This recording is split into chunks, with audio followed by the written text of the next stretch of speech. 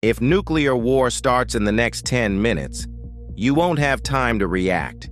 You won't even understand what's happening, because by the time the first missile hits, millions of people are already gone. And this is how it unfolds, minute by minute. It starts silently. No explosion, no warning, no sound, just a missile launched thousands of kilometers away. At first, nothing feels different. People are walking, driving, living normal lives. But far above the Earth, satellites have already seen it. A flash, a heat signature. Within seconds, systems activate. In military command centers, alarms begin to sound. Operators stare at their screens because they've seen signals like this before. And sometimes, they were wrong. So now the question becomes, is this real? Or is it a mistake? Within seconds, top officials are alerted. Phones ring, secure lines activate, and the most powerful people in the world are suddenly awake. The president is rushed into a secure location. A briefcase is opened. Inside it are choices that could end civilization. They have only minutes to decide, not hours, not even 10 minutes, just a few moments. If they wait too long, their own weapons might be destroyed. If they act too fast, they could start a war by mistake. This is called use it or lose it. And there is no time to be certain, only time to decide. Meanwhile, the missiles are already moving, faster than anything you've ever experienced. Over 20,000 kilometers per hour, they leave the atmosphere, then re-enter at terrifying speeds. From launch to impact takes around 30 minutes. But for you, the countdown has already begun. Without warning, a blinding flash lights up the sky, brighter than the sun. For a split second, everything turns white. People look up, confused. Some don't even realize what they're seeing. And then, the heat arrives. Temperatures hotter than the surface of the sun. Anything close to the explosion simply disappears. Buildings, cars, people, gone in an instant. A few seconds later, the shockwave hits.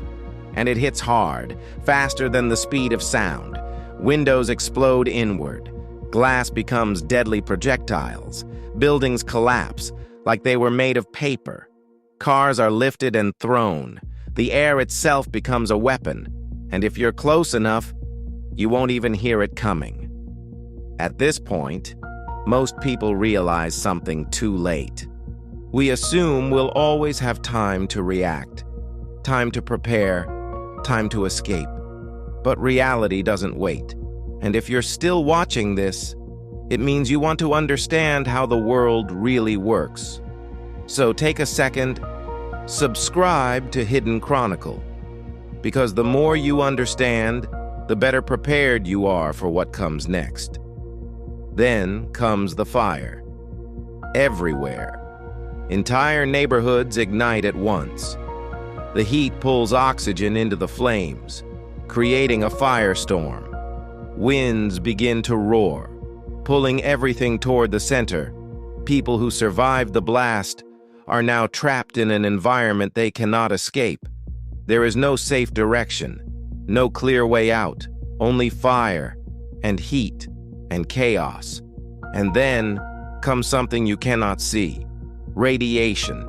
It has no color, no smell, no warning, but it is already there, entering your body, affecting your cells silently. Within minutes, the damage begins, and you may not even realize it yet. Across the country, everything starts to fail. Power grids collapse. Communication systems go down. Phones stop working. Internet disappears. Emergency services are overwhelmed. No one knows what's happening. No one knows what to do next. People panic. And in that panic, things get even worse. Because this was never just one missile. There are more. Dozens. Maybe hundreds. each one targeting something important: major cities, military bases, infrastructure. And each impact repeats the same destruction over and over again. Within the first 10 minutes, the world has already changed forever. Millions are gone, entire cities are destroyed, and survivors are left in a reality no one was prepared for. And the most terrifying part is this. This is only the beginning.